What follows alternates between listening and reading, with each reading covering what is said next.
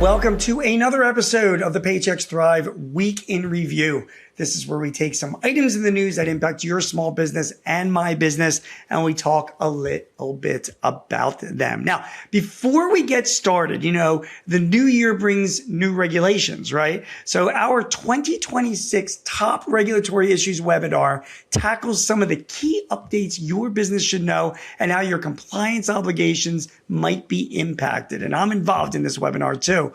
The on-demand video is available now, and you can watch the full recording at the link in the show notes. And coming up on Thrive, we're diving deeper with a follow-up episode featuring answers to the top questions from business owners. Follow and subscribe so you don't miss it.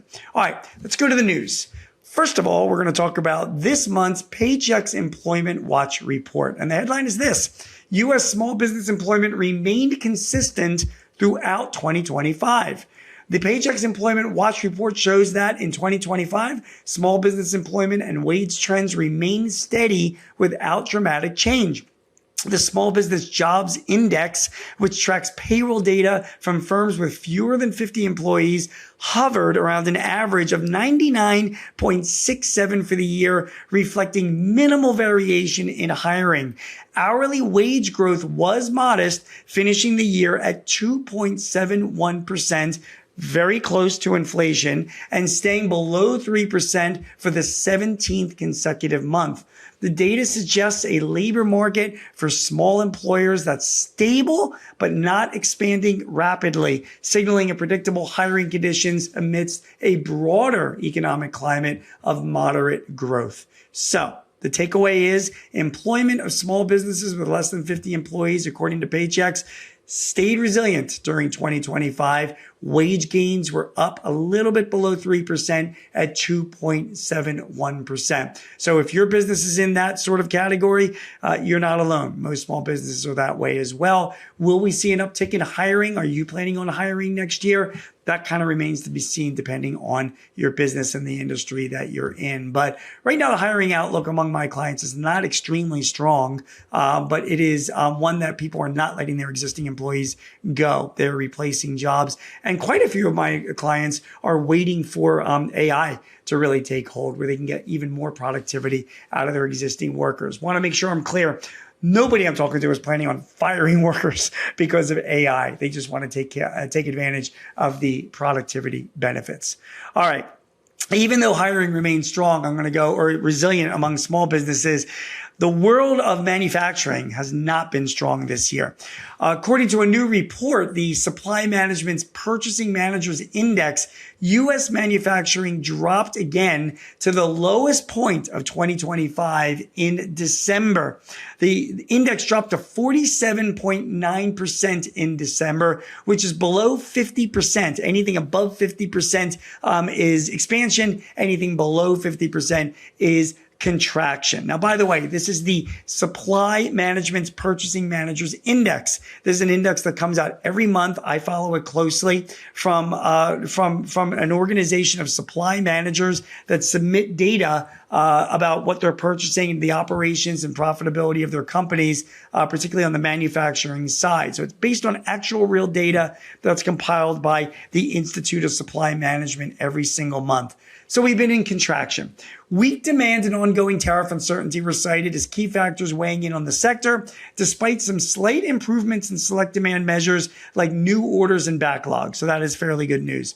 Only a few industries, such as computer and electronic products, actually saw expansion. Employment in manufacturing remained weak, with many firms managing headcount cautiously. The report underlines a struggling manufacturing sector heading into 2026 amid broader economic challenges. Now, the data isn't here from this blur, but I think manufacturing has been in contraction for at least a year. I mean, the whole year that I've been following this index, I've seen manufacturing been underneath that 50% level. So it's not been a great environment for manufacturing. The promises with all these tariffs is that manufacturing is going to come back to the United States and manufacturers will be expanding. We haven't seen that yet. Having said that, it is still early days. I mean, the new tariffs didn't start coming in until the middle of last year. A lot of the president's plans and a lot of the president's promises have to do with a big shift in manufacturing, and that takes time to invest and build capacity and redirect supply chains here. So we ain't seeing that in 2025 yet. Maybe we'll start seeing expansion in 2026. It's been a while since I've seen expansion in the manufacturing sector. Finally, a report from a law firm called Akerman LLP, and it's about Starbucks. Starbucks had a big settlement related to predictive scheduling, and it's something that would impact you if you're a business that schedules your employees in advance. Let me read to you what the report is.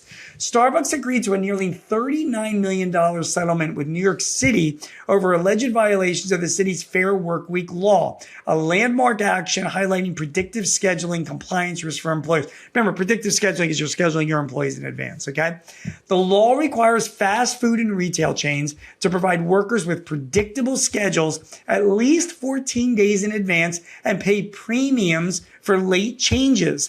The city's Department of Consumer and Worker Protection found Starbucks failed to post or transmit schedules properly and made last-minute changes without required notice or consent.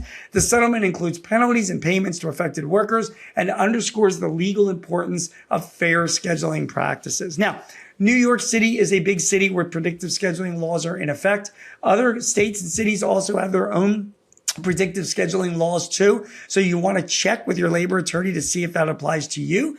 If you are in an industry like retail or like restaurants where you are scheduling your shift workers, you need to make sure that you're in compliance with those laws. You have to give people a 14-day notice as to what their schedule is so people can, fair enough, manage their lives. And be aware that if you violate that or you change the schedule and don't tell them or whatever, you could be subject to significant penalties and fines, as Starbucks found they're out. Now, don't think that just because Starbucks is a big company, they're going after just big companies. A lot of small businesses are subject to this law as well, depending on where you are. And it's very easy for your local government to make a case out of you. It is not the kind of PR that you want for your firm. My name is G. Marks, and you have been watching this week's episode of the Paychex Thrive Week in Review. Remember, check out our on-demand 2026 Top Regulatory Issues webinar. It is really informative. There is a link to it in the show notes, and we'll be doing another podcast episode where we will answer questions about that webinar that can be submitted if you are so interested in doing so. In addition to that, if you would like some help or tips or advice in running your business, sign up for our Paychex Thrive newsletter. Go to paychex.com/thrive and you can get it there.